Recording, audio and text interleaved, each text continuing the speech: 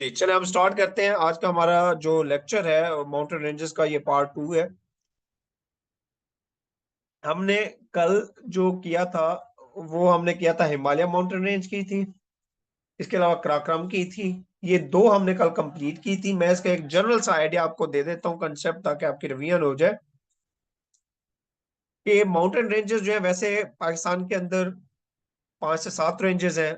Major जो है वो हम डिस्कस करेंगे, जो कि हमने कल की। मैं उसको थोड़ा सा आपको जनरल एक रिवीजन दे रहा हूँ। उसके बाद हम यहाँ से कोई हिंदू कश से हम स्टार्ट करते हैं।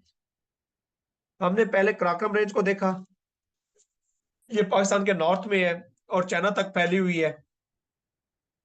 ये 500 किलोमीटर जो है ना, इसकी क्या है, लेंथ है, फैली हुई है। इसकी अगर एवरेज हाइट देखें तो हमने कहा था 7,000 मीटर है। ठीक है। इसके अंदर मैं मजीद इसको जूम करते हुए भी आपको दिखाता जाऊं कि मैंने कहा था कि दुनिया के अंदर 8,000 मीटर से ऊपर 14 माउंटेन रेंजेस हैं। 14 माउंटेन रेंजेस हैं। उनमें से 14 में से जो 5 हैं वो पाकिस्तान के अंदर है। उन 5 में से जो 4 हैं वो कराकरम रेंज के अंदर है। और एक जो है वो हिमालय माउंटेन रेंज के अंदर है। ठीक है। कराकरम के अंदर हमने बात की थी, केटू की थी, गैशंबर 1 की थी। उसके बाद ब्रेड पीक की थी, गैशंबर 2 की थी हमने बात। इसके अलावा मैंने बताया था कराकरम के अंदर जो है पाकिस्तान की सबसे हाईएस्ट, फर्स्ट हाईएस्ट पीक कौन सी है, केटू है। पाकिस्तान की बात कर रहा हूँ, दुनिया की नहीं कर रहा। केटू है, और जो कि 8611 मीटर थी। और उसके बाद मैंने कहा था कि जी दुनिया की दूसरी बड़ी वो भी केटू ही है। अगर हम उसके बाद बात करें दुनिया की पहली की, तो वो क्या है, माउंट एवरेस्ट है, जो कि नेपाल के अंदर है, हिमालय माउंटेन रेंज के अंदर है। ठीक है। ये क्या, माउंट एवरेस्ट दुनिया की पहली 8850 मीटर हाइट है इसकी। और दूसरी बड़ी कौन सी है दुनिया की, केटू है। पाकिस्तान की बात करें तो पहली केटू है। दूसरी कौन सी, अगर हम पाकिस्तान की बात करें तो वो नागा पर्वत है। नागा पर्वत जो है इसकी 8126 मीटर है, जो कि पाकिस्तान की दूसरी बड़ी चोटी है। और दुनिया की क्या है, नावी बड़ी चोटी है नागा पर्वत। ठीक है। इसके बाद हमने कहा था जी एक और तीसरी बड़ी जो पीक है दुनिया की, वो कौन सी है, कंचनजुंगा है, जो कि 8586 या 8585 मीटर है। और ये भी क्या है, नेपाल और इंडिया के बॉर्डर के ऊपर है। ये मैं एक जनरल आपको रिवीजन दे रहा हूँ। ठीक है। इसके बाद हिमालय माउंटेन रेंज का मैंने बताया था कि जी इसकी 2400 किलोमीटर इसकी लेंथ है। और एवरेज हाइट जो है इसकी वो 6,000 थी इसकी। ठीक है। इसकी एवरेज हाइट 6 थी और उसकी क्या थी, 7,000 थी कराक्रम की। यहाँ पे थोड़ा सा मिस्टेकन आपको मैप के अंदर मिलेगा। अच्छा, ये की थी हमने। उसके बाद जो है ये एक जनरल सा आइडिया था, जो कि मेजर इसमें से क्वेश्चन है। हाँ, केटू को जो है ना दो नाम और भी है, गुडविन आस्टन है और चगोरियल भी कहा जाता है। ठीक है। और इसके अलावा अब हम आते हैं कोई हिंदू कश के ऊपर, जो हमारा आज का लेक्चर है। कोई हिंदू कश से हम स्टार्ट करेंगे।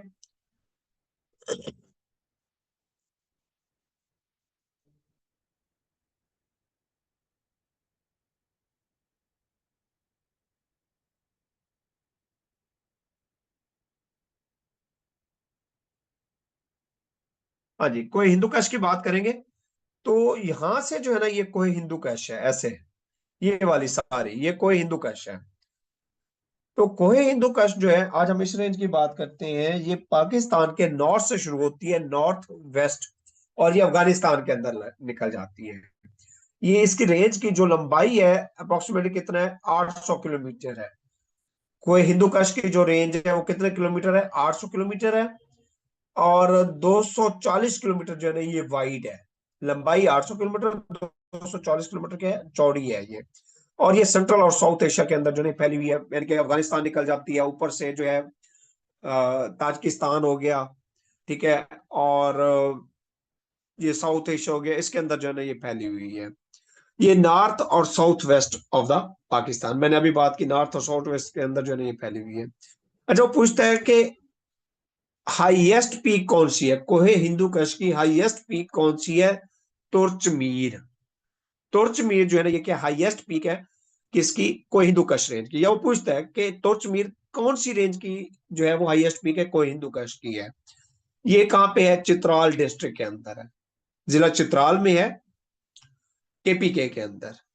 ये देखिए हर एक पॉइंट के अंदर जो ना क्वेश्चन है, कहाँ पे है।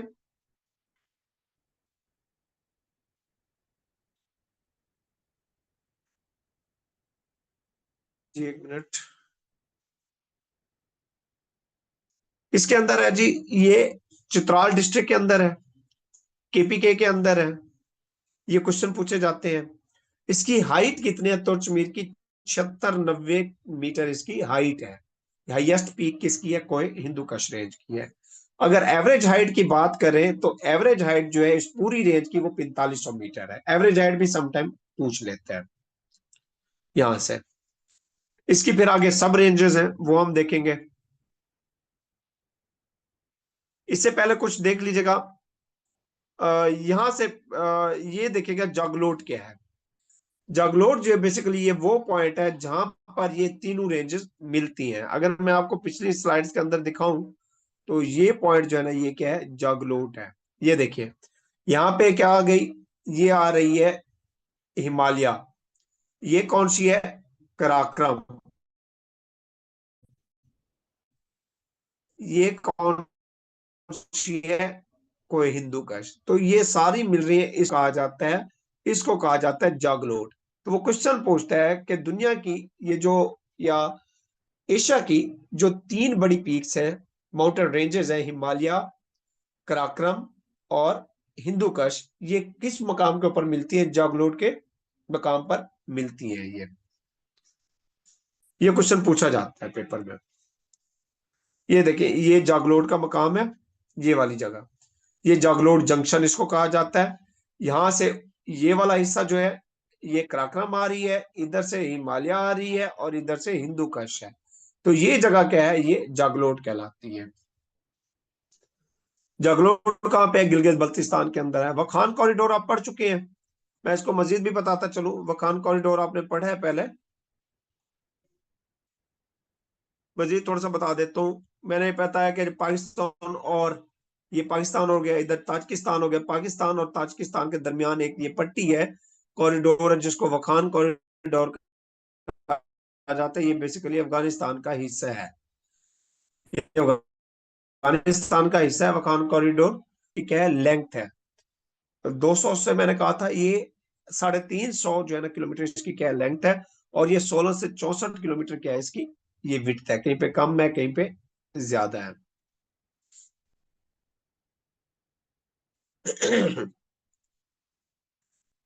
अच्छा, अब हम आते हैं सब रेंजेस की तरफ। हिमालय की जो सब रेंजेस है उसकी, सॉरी, कोई हिंदू कश की, कोई हिंदू कश की जो सब रेंजेस है हम उसकी तरफ आते हैं। अब देखिए ये ऐसे आ रहा है, ये हिंदू कश, नीचे इसकी सब रेंज शुरू हो रही है, ये वाली, ये सब रेंज है, ये सब रेंज है, ये सब रेंज है इसकी। ठीक है, ये क्या है? सब रेंजेस है किसकी?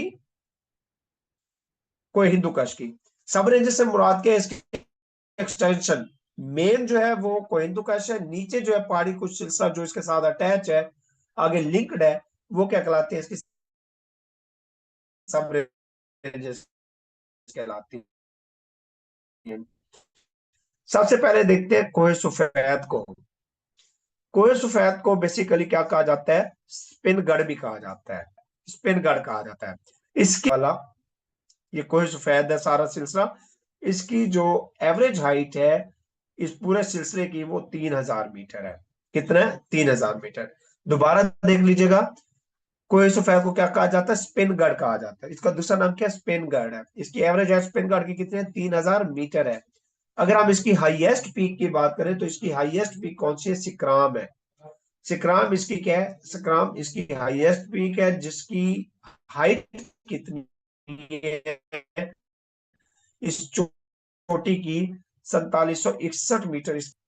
अच्छा, ये पूछता है क्वेश्चन, सिकराम जो है कौन से सिलसिले की हाईएस्ट पीक है?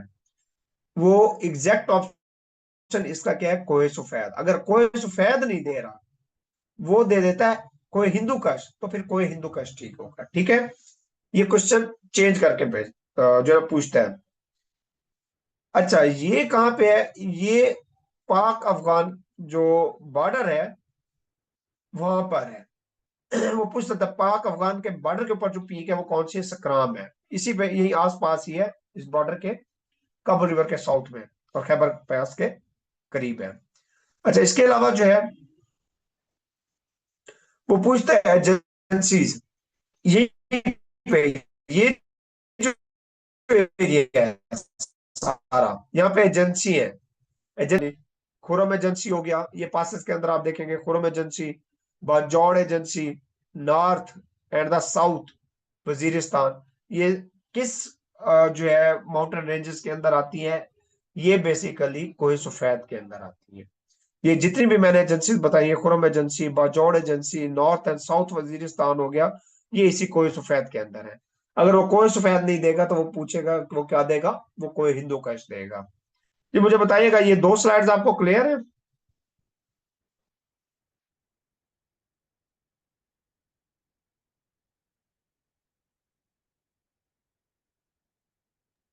चलो। जी सर।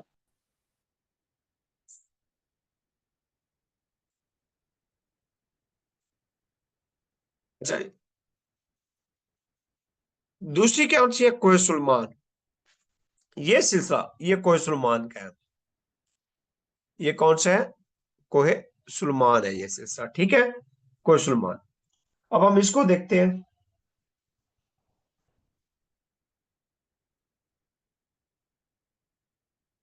कोहे सुलेमान की बात करें, ये कोहे सफेद का हिस्सा है। कोहे सुलेमान किसका हिस्सा है? कोहे सफेद का। सब रेंज की बात करें तो सब रेंज ये किसकी है? ये कोहे हिंदू कश की सब रेंज है, कोहे सुलेमान। अब कोहे सुलेमान जो है बेसिकली ये आपका कोहे सुलेमान जो है, ये डेरा इस्माइल खान से लेकर ये आगे जो सिलसिला आता है, डीजी खान, ये आगे चली जाती है, डेरा बुगटी सिब्बी तक जाती है, ये क्वेटा तक, ठीक है। कौन सा? ये कोहे सुलेमान का सिलसिला। अब हम देखते हैं कोहे सुलेमान जो है, ये कोहे सफेद का हिस्सा है। एक तो इसकी जो हाईएस्ट पीक है वो क्या है? तख्ते सुलेमानी। तख्ते सुलेमानी क्या है? इसकी हाईएस्ट पीक है। कोहे सुलेमान की जो हाईएस्ट पीक कौन सी है? तख्ते सुलेमानी। जो कहाँ पे है? डेरा इस्माइल खान हो गया या मूसा खेल है, इसके करीब है। डेरा इस्माइल खान या मूसा कौन सी? तख्त सॉरी सुलेमान अलैहिस्सलाम जो हमारे नबी थे, अम, उनके उनके जो है ना, उसमें क्या था कि तख्त यहाँ पे आके रुका था, लैंड किया था। तो इस वजह से इसको क्या कहा जाता है? तख्त सुलेमानी भी कहा जाता है। हाईएस्ट पीक कौन सी है? तख्त सुलेमानी। इसकी हाइट कितनी है? 3483 या 3500 मीटर भी पूछी जाती है। 3483 या 3500 मीटर भी पूछी जाती है। इसके अलावा फोर्ट मनरू आपने सुना होगा, जो इस एरिया से है, डीजी खान से। तो फोर्ट मनरू एक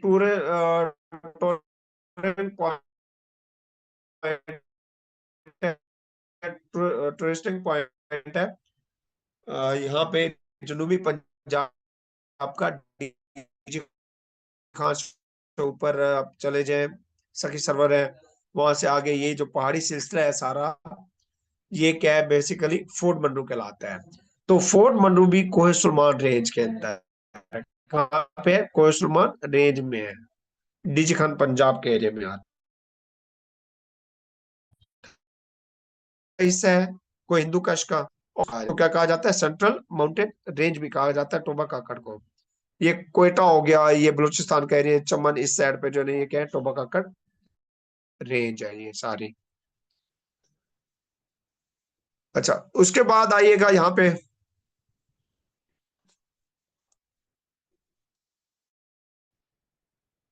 इसके बाद चागी के बारे में हमने पढ़ा होगा कि हमारे जो 28 मई जो है 1999 में, 1998 के अंदर जो धमाके हुए थे, इसी चागी हिल्स के अंदर हुए थे।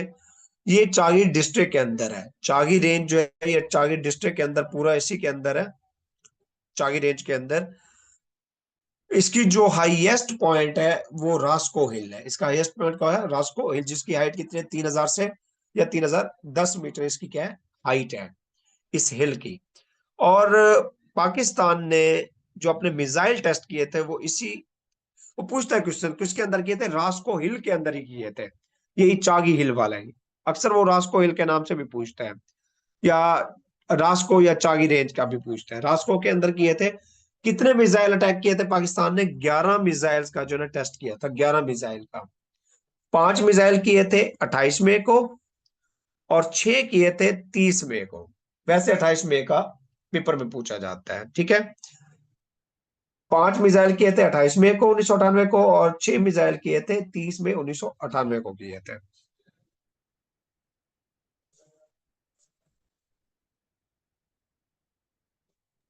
ये बलूचिस्तान का हिस्सा है सर। जी जी, बलूचिस्तान में है ये। अच्छा, यहां तक जो है ना, ये आपके माउंटेन रेंजेस होगी। अब हम आते हैं यहाँ पे साल्ट रेंज। तो ये वाला साल्ट रेंज क्या है आपकी?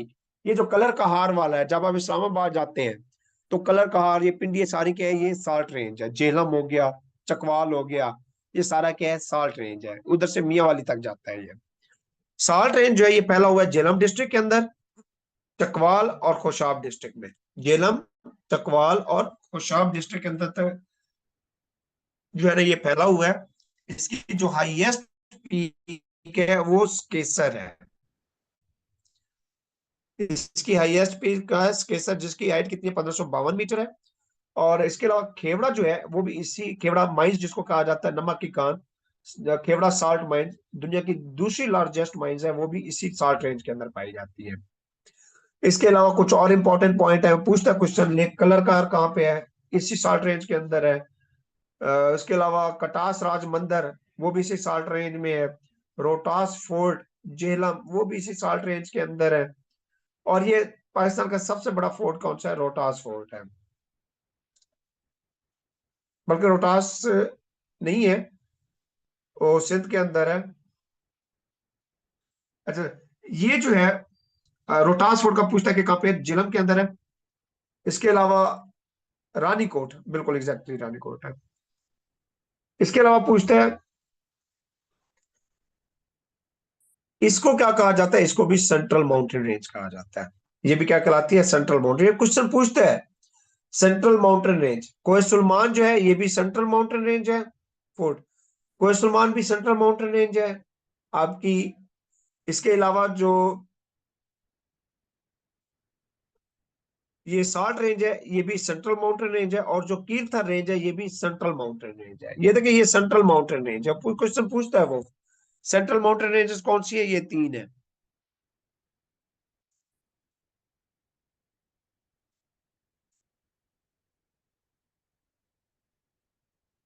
जी, उसके बाद है कोहे कीर्थर को देखते हैं। कोहे कीर्थर जो है ये सिंध और बलूचिस्तान के बॉर्डर के ऊपर है, ठीक है। कोहे कीर्थर कहाँ पे है? ये सिंध और बलूचिस्तान। ये देखें, ये कोहे कीर्थर, ये सिंध और बलूचिस्तान। जब आप हैदराबाद से आगे जाते हैं कराची की तरफ, तो वहां पे ये रास्ते में भी आती हैं, ये बलूचिस्तान की तरफ निकल जाती हैं। सिंध और बलूचिस्तान के बॉर्डर के ऊपर है, और ये खुजदार और दादू डिस्ट्रिक्ट के दरमियान है। यहाँ पे इसके इर्द गिर्द क्या? खुजदार और दादू डिस्ट्रिक्ट है।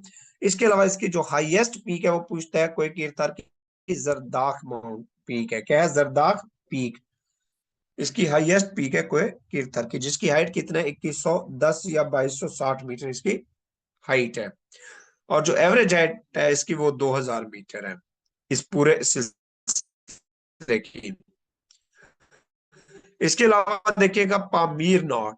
ये मैं वर्ल्ड ज्योग्राफी के अंदर मैंने बताया था, आपने ये पढ़ा था पामीर नॉट, जहाँ पे सेंट्रल हमने स्टेट पढ़ी थी कजाकिस्तान वगैरह, और इसके साथ ताजिकिस्तान नीचे जो है, इस जगह पे हमने पढ़ी थी, जहाँ पे वखान कॉरिडोर भी था, अफगानिस्तान के साथ मिलती है, जिसको पामीर माउंटेन भी कहा जाता है।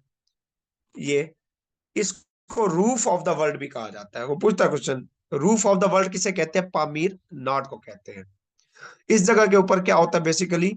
ये हिमालय हो गया, कोई हिंदू कश हो गया, कराक्रम हो गया, इधर पामीर हो गया, ये सारे आके यहाँ पे इसी एक सिलसिले की जगह पे क्या होते हैं? ये एक बहुत बड़ा जो है ना, ये क्या बनाते हैं? सिलसिला बनाते हैं माउंटेन रेंजेस का। ये सारा, ये बेसिकली क्या कहलाता है? पामीर नॉट कहलाता है। इसलिए इसको रूफ ऑफ द वर्ल्ड भी कहा जाता है, दुनिया की छत पामीर नॉट को कहा जाता है। हाँ जी, ये तो हमारा यहीं पे हो गया जल्दी से खत्म। चले, ये यहां तक हो गया हमारा, ठीक है। इसके अलावा जो है, कल हम करेंगे अपना एक लास्ट लेक्चर, जो कि होगा हमारा किसके ऊपर? आपका रिवर्स के ऊपर होगा। ये मैक्सिमम 1 दिन या 2 दिन करेगा, इससे ज्यादा नहीं जाएंगे। कोशिश करेंगे कि हम कल इसको क्लोज करें, क्लास हम बड़ी कर लें, तो कल हम उसको क्लोज करेंगे। इसके अलावा जो एक लेक्चर जो है मैं आपको जस्ट पीडीएफ भेजूंगा, वो होगा आपका डैम्स के हवाले से, वो एक डाटा डैम्स का, उसमें आप जस्ट कर लीजिएगा, उसको रीड आउट कर लीजिएगा। उसमें टेक्निकल चीज कोई नहीं है ऐसी बताने वाली कि जिसको आप जो है ना समझाना पड़े, वो जस्ट रीड आउट कर लेंगे तो आपको जो है वहां पे हाँ ना हो जाएगी कि हमने क्या करना है। अच्छा, इसके अलावा साथ में जो है ना मैं एक थोड़ा सा और लेक्चर ऐड करता हूँ कश्मीर के हवाले से, आप थोड़ा वेट कीजिएगा। मैं कश्मीर के हवाले से जो है ना कुछ ऐड करने की कोशिश करता हूँ, आपने लीव नहीं करनी। अच्छा, कश्मीर के हवाले से देखते हैं। बेसिकली कश्मीर जो है ये सिलसिला स्टार्ट होता है, ऐसा ऐसा रियासत बनना शुरू होते हैं इलाके। लाहौर हो गया, इधर से फिर पेशावर, यहाँ से जो है निकलते जाते ऊपर जीबी और साथ कश्मीर, ये सारा जो है ना ये रियासत ये बहुत बड़ी बन जाती है। लद्दाख हो जाता है, आजाद जम्मू कश्मीर हो गया, जीबी हो गया, ये सारा रियासत कश्मीर बनता है, जो कि आपने पाकिस्तान मैप के अंदर भी देखे हैं सारे इलाके। तो ये इससे सारा क्या बनता है, ये रियासत कश्मीर बनता है। लेकिन शुरू कहाँ से होता है, ये सिखों की हुकूमत से होता है। रंजीत सिंह जो होता है, रंजीत सिंह की सिख नहीं बल्कि रंजीत सिंह की जो है ना हुकूमत से स्टार्ट होता है। अब वहां से ही हम डिस्कस करेंगे, क्योंकि जहां से रंजीत सिंह का सिलसिला शुरू होता है, उसकी गवर्नमेंट का, उसके इक़्तिदार का, और वहां से जो है ना हम आएंगे कश्मीर के करंट डेट तक आएंगे। अब राजा रंजीत सिंह ने सबसे पहले लाहौर के ऊपर हमला किया था 1801 के अंदर। उस टाइम जो है मुगल अंपायर की भी हुकूमत थी, ठीक है। उधर से कौन थे, उधर से ब्रिटिशर भी थे, और फिर इनकी आगे जो है वार हुई थी, एंग्लो सिख वार, ये सारी ये इसी के दौर में हुई थी। अच्छा, रंजीत सिंह को देखें, ये हम पढ़ेंगे आगे पाकिस्तान अफेयर्स के अंदर भी, हिस्ट्री के अंदर।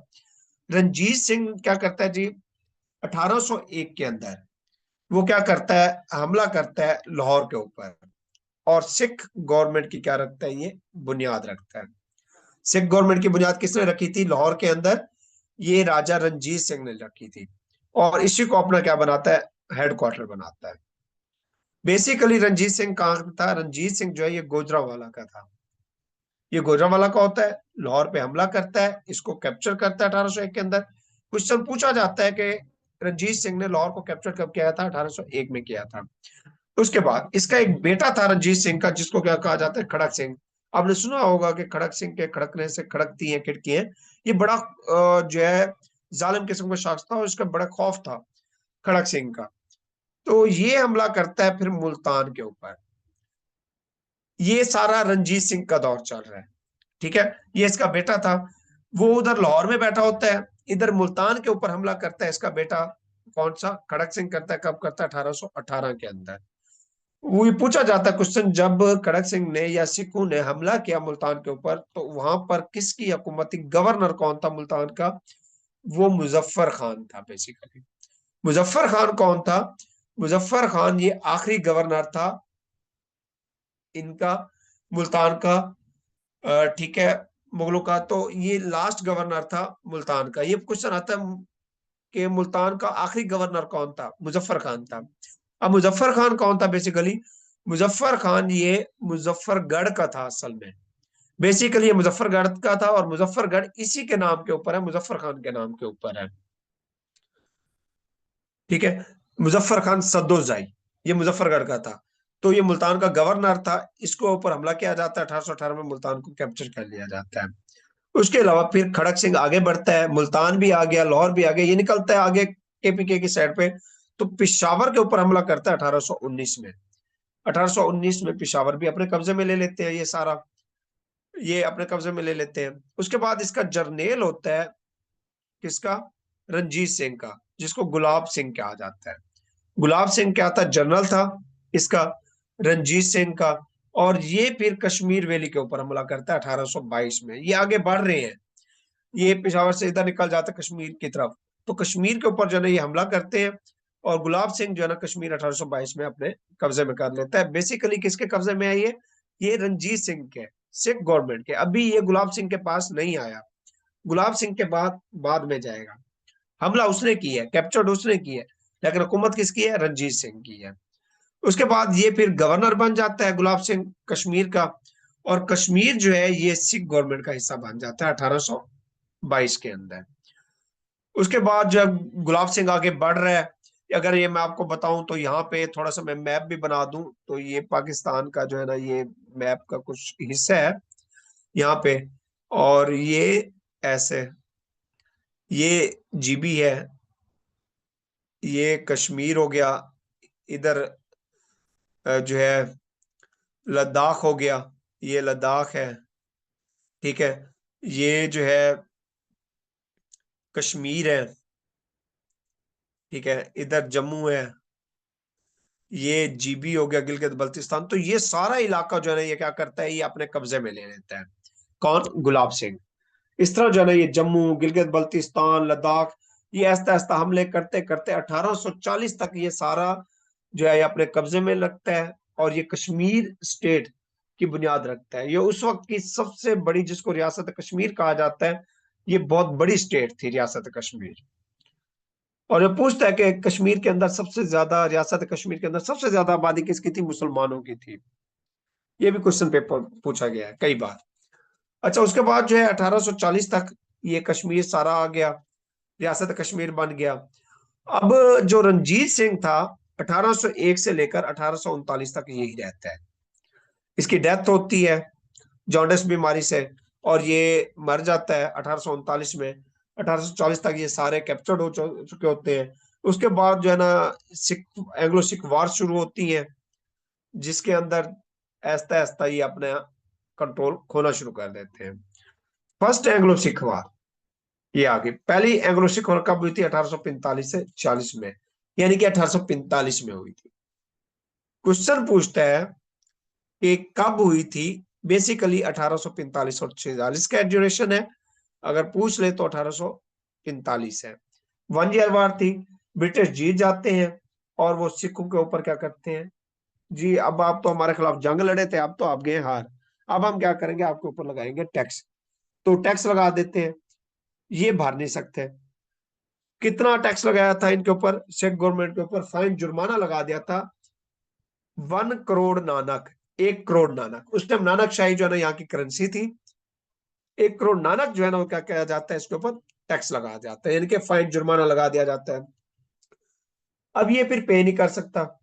क्या होता है, ये 1846 के अंदर जो है किसके जरिए लगाया गया था? ये बेसिकली ये ट्रीटी ऑफ लाहौर के जरिए लगाया गया था। ये क्वेश्चन पूछता है, ट्रीटी ऑफ लाहौर कब हुई थी? ट्रीटी ऑफ लाहौर हुई थी 1846 में।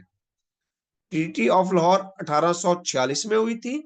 कहां पे हुई थी? लाहौर के अंदर हुई थी। इसके तहत क्या किया गया था? जुर्माना लगाया गया था। उसके बाद ये फिर पे नहीं कर सकते, तो सिख क्या कहते हैं जी, रणजीत सिंह जो बेटा होता है वो कहते हैं जी हम क्या करें, हम आपको रियासत कश्मीर दे देते हैं अंग्रेजों को, हमारे पास जुर्माने के पैसे नहीं है, रियासत कश्मीर देते हैं। उधर कौन बैठा होता है? गुलाब सिंह बैठा होता है। गुलाब सिंह जो होता है वहां का गवर्नर होता है, और वो कहता है जी मैंने तो बड़ी मेहनत की है, यहाँ पे इलाके फतवात की है, और उसने वहां पे दौलत भी इकट्ठी की होती है, और कुछ और पैसा जमा करता है। वो कहता है मैं तो ये नहीं जाने देता।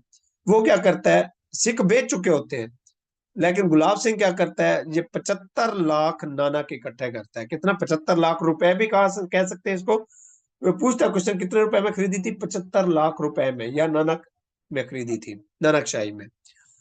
ये कई बार क्वेश्चन आता है। ये 7.5 मिलियन आता है, ठीक है, 7.5 मिलियन, 75 लाख नानक उसमें खरीदी थी। किससे खरीदी थी? ब्रिटिश गवर्नमेंट से। ये पूछा जाता है कि गुलाब सिंह ने रियासत कश्मीर किस मुआहदे के तहत खरीदी थी? ट्रीटी ऑफ अमृतसर के तहत। Treaty of Amritsar. Treaty of Amritsar के तहत गुलाब सिंह ने खरीदी थी रियासत कश्मीर, और ट्रीटी ऑफ लाहौर के तहत जुर्माना लगा था सिखों के ऊपर, कितना? 1 करोड़ नानक। तो ये डिफरेंस है इसके अंदर। तो इस तरह ट्रीटी ऑफ अमृतसर के जरिए क्या हो जाती है, ये गुलाब सिंह के पास आ जाती है। तो इस तरह ऑफिशियल बात करें तो कश्मीर का जो बादशाह था पहला, वो कौन बना? गुलाब सिंह बना, क्योंकि ये खरीद ली थी, मालकियत थी इसकी, ये खुद जाती मालिक बन गया था। तो इसने क्या किया, अंग्रेजों को 75 लाख दे के ये खरीद ली, और इस तरह कश्मीर का जो बादशाह था वो कौन बना? पहला बादशाह गुलाब सिंह बना था। उसके बाद सेकेंड एंग्लो सिख वार होती है। सेकंड कब होती है? 1849 में। इस तरह क्या होता है, ब्रिटिश जो है ये सारे फतह कर लेता है, और सिक्स जो है सारी स्टेट खो देते हैं। और आखिरी हुक्मरान कौन था इनका? दिलीप सिंह था। जो ठीक है, दिलीप सिंह इनका आखिरी हुक्मरान होता है, और इससे क्या किया जाता है, ये आखिरी स्टेट भी इनकी सारी खींच ली जाती है। रियासत कश्मीर गुलाब सिंह के पास है, वो तो मुआहदा हो गया, उसके ऊपर हमला नहीं करते। बाकी लाहौर ये वो सारे इलाके क्या कर लिए जाते हैं, इनसे खींच लिए जाते हैं सेकेंड एंग्लो सिख वार के अंदर। उसके बाद जब ये सिलसिला शुरू होता है, वक्त गुजरता है, रियासत कश्मीर की बात कर रहे हैं, हुकूमतें आती हैं, गुलाब सिंह चला जाता है, उसकी औलादें आती हैं। तो वक्त के साथ साथ, क्योंकि यहाँ पे ये मुस्लिम जो है वो ज्यादा होते हैं, मुसलमान, तहरीकें चलती हैं। तो इस तरह जो है ना, एक फ्रीडम मूवमेंट चलती है यहाँ पे भी, कश्मीर के अंदर। कश्मीर के अंदर जो फ्रीडम मूवमेंट चलती है, वो कब चली थी? 1930 में शुरू हुई थी कश्मीर में। 1930 में शुरू हुई थी। लोगों ने इनके खिलाफ, इन बादशाहों के खिलाफ, यानी कि जो गुलाब सिंह के औलाद में से थे, इनके खिलाफ जो है निकलना शुरू करते हैं। डोगरा राज जिसको कहा जाता है, डोगरा राज के खिलाफ। तो 1930 में फ्रीडम मूवमेंट शुरू होती है, और 1931 में, ये 1930 में फ्रीडम मूवमेंट वैसे शुरू हो गई थी पूरे इस खित्ते के अंदर। तो कश्मीरी डोगरा राज के खिलाफ कब निकलते हैं? वो 1931 में निकलते हैं। डोगरा राज के खिलाफ कब निकलते हैं? 1931 में, पूंछ जो सेक्टर है वहां पे। फिर डोगरा राज क्या करेगा? इनको कुचल देगा। ठीक है। और इस तरह जो है ना, ये बड़ी दब के रह जाती है। उस टाइम लीड कौन कर रहा था? शेख अब्दुल्ला कर रहा था। ये बाद में सीएम भी बनते हैं, ये शेख अब्दुल्ला। तो इसको जो है ना बड़ा, इस तहरीक को कुचल के रख दिया जाता है, बड़ा जुल्म किया जाता है। इस तरह जो है ना वक्त गुजरता है, फिर ये इंटरवेंशन होना शुरू हो जाती हैं इधर से, पार्टीशन होना शुरू हो जाती है। फिर जब 1947 आता है, 1947 में ये ब्रिटिश क्या करता है, ये सारा सब कॉन्टिनेंट लीव करता है, तो इस तरह रियासतें क्या करता है, आजाद कर देता है। तो कितनी रियासतें थी? 562 स्टेट्स थी। कहीं पे 565 भी आया है, ठीक है, 565 भी है, वैसे एग्जैक्ट इन दो में से है, 562 या 565। ठीक है। उस टाइम जो सबसे बड़ी थी वो कौन सी थी? कश्मीर थी। सबसे बड़ी रियासत क्या थी? कश्मीर। ये आजाद करता है जी अपनी मर्जी से, जो जिससे चाहे ज्वाइन करें। लेकिन जो हरि सिंह था उस टाइम डोगरा राज का, वो किसी के साथ नहीं ज्वाइन करता, इलाक करता, ना पाकिस्तान के साथ, इंडिया के साथ। वो कहता मैं जी आजाद रहना चाहता हूँ। ठीक है। अभी ये न्यूट्रल होता है, वक्त गुजरता है। उसके बाद कश्मीरी जो है क्या करते हैं लोग, गिलगित वाले कश्मीरी, इसके खिलाफ बगावत करते हैं। ये यहाँ से डर के भागता है, और भाग के कहाँ पहुंच जाता है? इंडिया। 48 के अंदर, 48 में नहीं बल्कि 47 के अंदर ही। तो वहां से ये भागता है, किधर? इंडिया भागता है। और ये भागकर हरि सिंह क्या करता है, वहां पे जाकर इंडिया के साथ क्या करता है, मुआहदा कर लेता है कि जी मैं रियासत कश्मीर आपके साथ शामिल करता हूँ। और ये मुआहदा कब हुआ था? 26 अक्टूबर 1947 को। अगर ऑफिशियली देखें इस टाइम, तो कश्मीर ऑफिशियली तौर पर डॉक्यूमेंटेशन के अंदर, क्योंकि हरि सिंह ने यह किया था 26 अक्टूबर 1947 को, इंडिया के साथ इलाक कर गया था वो। ठीक है। 26 अक्टूबर को इसलिए जो है ये क्या करते हैं, अ, फिर इंडिया के साथ जब 26 अक्टूबर को इलाक करता है 1947 को, तो इंडिया तो ताड़ में बैठा होता है, क्योंकि जोग्राफिकली वो, स्ट्रेटेजिकली वो इसको बड़ा ऑब्जर्व करके बैठा होता है। ये क्या करते हैं, 26 को वो इलाक कर रहा है, 27 को ये अपनी फौजें भेज देते हैं कश्मीर के अंदर। इंडिया ने अपनी फौजें कश्मीर क्या भेज दी थी? 27 अक्टूबर 1947 को। इसलिए कश्मीरी ब्लैक डे कब मनाते हैं? 27 अक्टूबर को मनाते हैं हर साल। कश्मीरी ब्लैक डे कब मनाते हैं? 27 अक्टूबर को मनाते हैं। फिर जी कैद आजम ने भी कहा जनरल ग्रेसी को, जी आप भी भेजें। मजे की बात है, वो सुनता नहीं है। वो वक्त के गवर्नर जनरल की भी नहीं सुनता, ये नहीं भेजते, हाँ जी भेज रहे हैं, टाल मटोल की इस तरह जो है ना इंडियंस पहुंच जाते हैं इसके अंदर। फिर जो है ना ये मुजाहिदीन तैयार किए जाते हैं, जो कि इंडिया की फौजों के खिलाफ लड़ते हैं, और इनको बाहर निकालते हैं। तो इस तरह क्या है, फिर इंडिया जब बाहर निकलता है कश्मीर से, तो ये पहुंच जाता है यूएनओ के अंदर। तो पूछा जाता है क्वेश्चन कि इंडिया यूएनओ के अंदर कब गया था कश्मीर का इशू लेके? इंडिया कश्मीर का इशू लेके यूएनओ के अंदर केस लेके गया था 1 जनवरी 1948 को।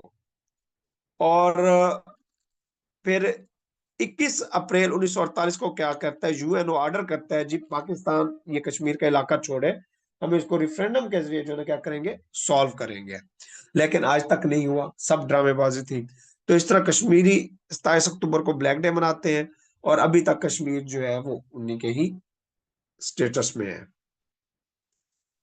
हाँ जी, ये एक छोटी सी इसकी जो है वो थी।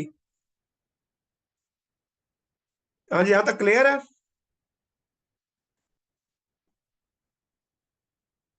Yes sir. लेक्चर यहाँ पे क्लोज करते हैं आज, कल आपको डैम्स के हवाले से और कुछ